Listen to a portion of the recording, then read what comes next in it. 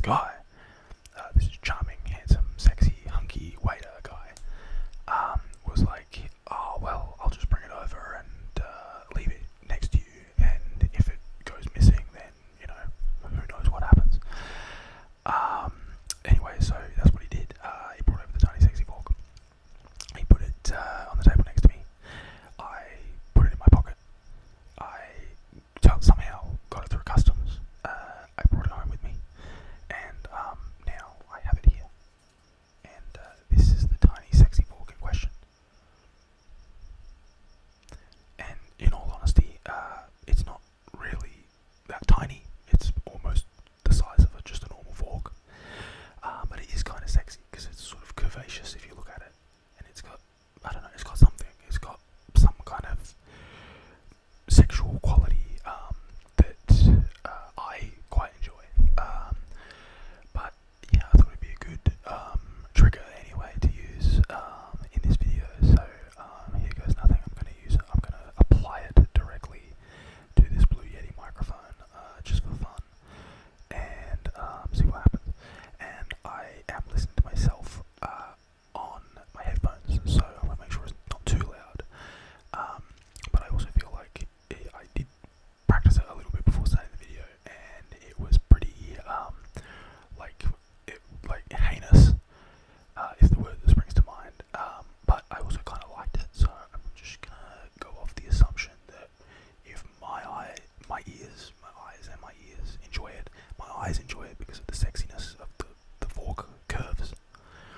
But if my ears enjoy it as well, then I'm going to assume that your ears are going to enjoy it too. So let's rock and roll.